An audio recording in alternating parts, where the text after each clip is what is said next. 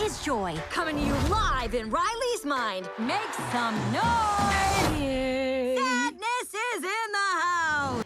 Hey everyone, Rascal here. And Mama. Welcome to our channel, Paws On Animation. And today we're covering the Pixar sequel, believe it or not, Inside Out 2! Yes, now this film unexpectedly became a global phenomenon last year, with animation fans praising it being even better than the first one. So we had to check out the emotional roller coaster for ourselves. But before we start, be sure to like, subscribe, and notifications of future podcasts and Little Pause videos. Thank you so much for joining us today, subscribing, sharing our videos. We hope you're enjoying your summer, and we appreciate you so much. Yes.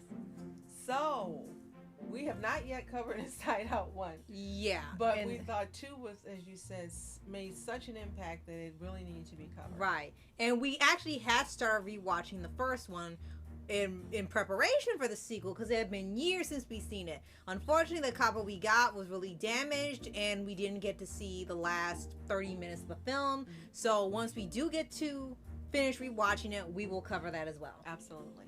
Now, for those of you not familiar with Inside Out 2, and that's really probably going to be very few of you, it's an animated coming-of-age movie produced by Pixar for Walt Disney Pictures. And as we mentioned, it's the sequel to Inside Out, which came out in 2015. It was directed by Kelsey Mann and produced by Mark Nielsen. It premiered at the theaters in June of 2024 on the 14th, has a runtime of 96 minutes, a budget of $200 million, which seems to be Disney's magic number. Yep. And grossed over $1.69 billion at the box office worldwide. So this time it paid off using all that money, I guess.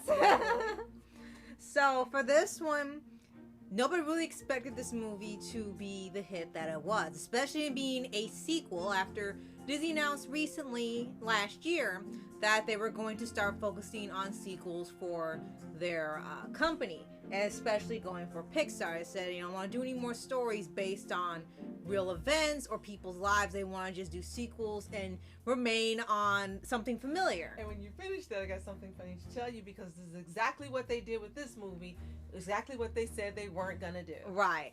And so with that, people were kind of trepidatious about the sequel. And then all of a sudden we were hearing almost every other day on how the movie was blowing up at the box office, and people were praising it. Critics were praising it. Fans of the first movie were loving it. Our family members were loving the movie. It was credited as being one of their biggest and best films in a long time after 2023. And we were like, it really is that good? That means we're going to actually do more sequels then. Right. Now, what's funny and ironic is that this movie actually was started in 2020 after Mann revisited photos of one of his childhood birthday parties. So it is based on something that happened. Oh my God! So he just proved that they still want to do movies about that. Yes.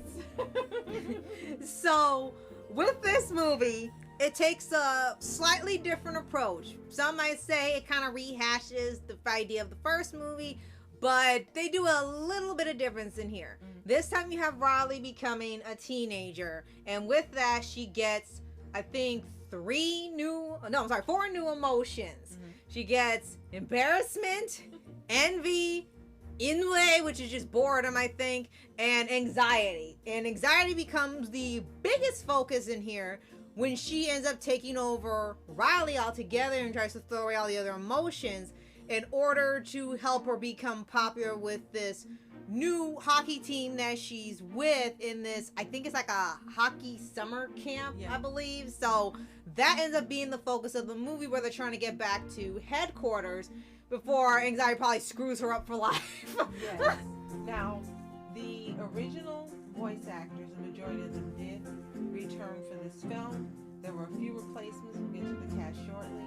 We had Kensington Tallman replacing Gabriel Diaz, Liza Lapira replacing Mindy Kaling, Tony Hale replacing Bill Hader.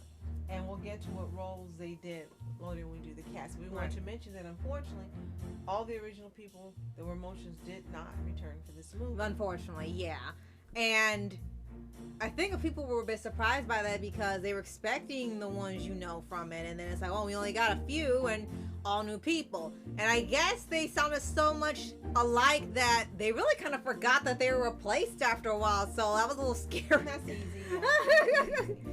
So with this one, this movie really wanted to hit more of the emotional core, no pun intended, and they introduced more ideas for the human mind and the body and things. Like they have not just the core memories, now they have things where they have there was this place they had where you could trigger a memory or something, or an emotional core that they had near the brain.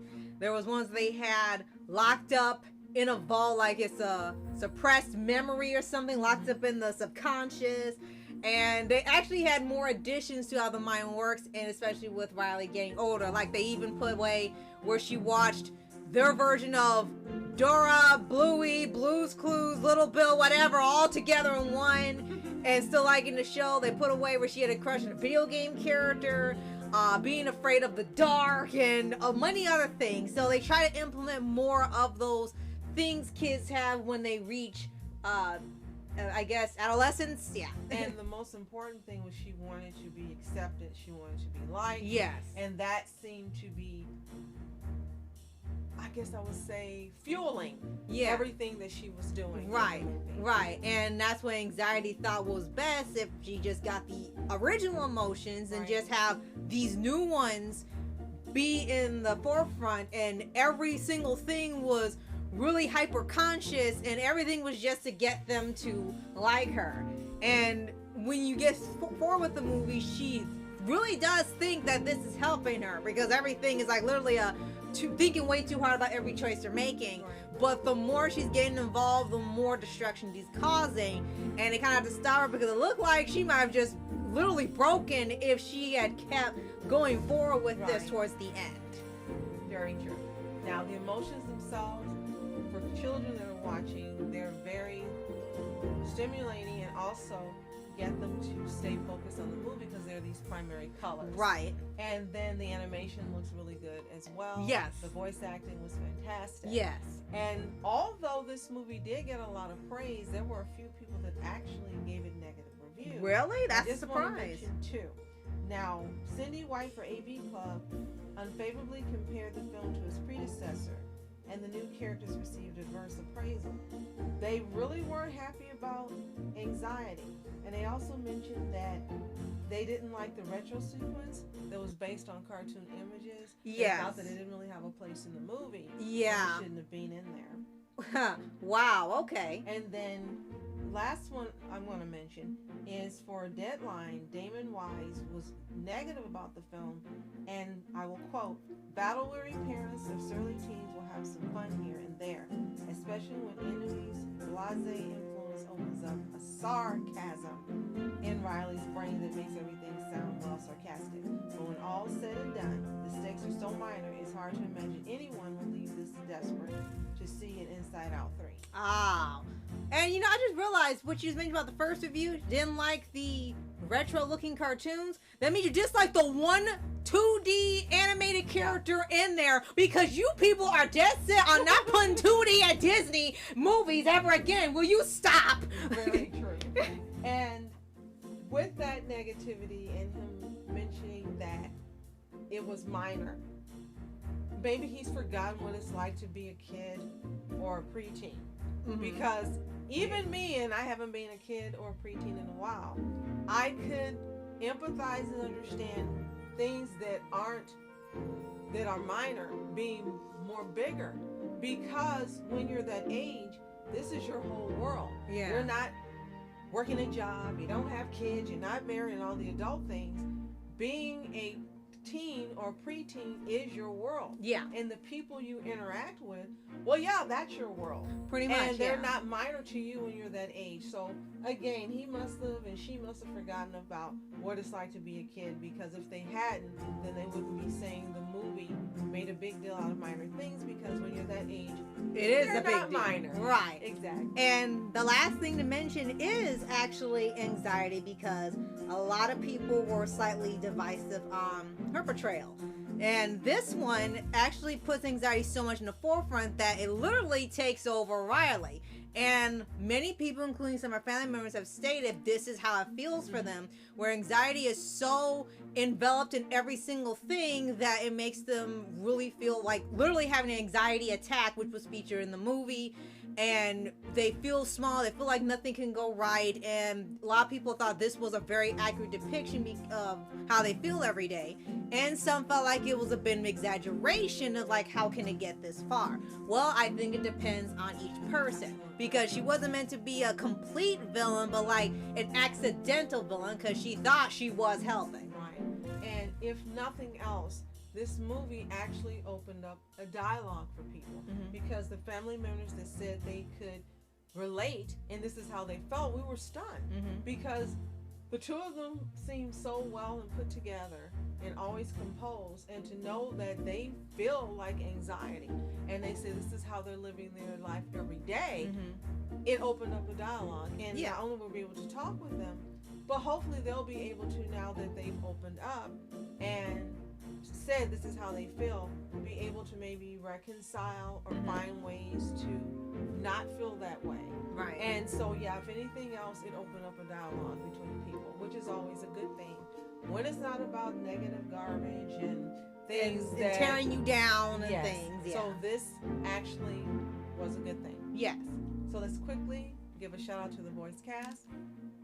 Amy Poehler is Joy, the yellow emotion. So she returned. Maya Hawke is Anxiety, the new orange emotion, who created catastrophe every second they were on screen. Kensington Tallman is Riley Anderson. So that means that Kensington replaced Caitlin Diaz.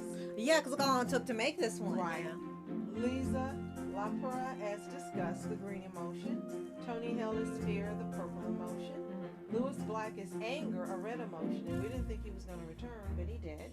Phyllis Smith is Sadness, the blue emotion. Ayo Adebiri is Envy, a new cyan-colored emotion. Adele Exarchopoulos as Inui, a new indigo emotion. Paul Walter Hauser as Embarrassment, a new pink emotion, which was really clever. Why did they choose pink? Yeah, I guess that's clever. And he hides his face in a hoodie. And then you had some others that appeared as characters: Yvette Nicole Brown, Kyle MacLachlan, Grace Liu, Yang Ye, Frank Oz, and Bobby Moynihan, Paula Poundstone. Like a lot of stars. Just a whole lot of them. So we're not going to go down the whole cast because it would take too long and you would probably get bored. But the point is, this movie made such an impact that it became a global sensation. And although it's done with Pixar, it's still Disney because they own it. Yeah. So it is our sincerest hope that Disney will take a cue from this and apply this formula to other movies. Right. Not go off the track, take a whole new direction and do something different. People told them with $1.6 billion worldwide, these are the kind of movies they want. Yes. And this is what they want from Pixar. So give them what they want. But I'm going to say this and be honest, I just don't expect them to give people what they want with Pixar anymore. Especially when they talked about making a duck movie after Migration. Yeah. So, and it seems like, they're making sure every movie now that comes out from Disney is a $1 billion film, because 2024 seems to be almost every film that came out from their studios and subsidiaries all broke $1 billion or more. So let's just hope they listen to the fans, listen to the money train, and continue to give people what they want through Pixar. Right. So if you've seen Inside Out 2 or even 1, let us know in the comments. Were you able to relate to any of the emotions? Did it resonate with you personally?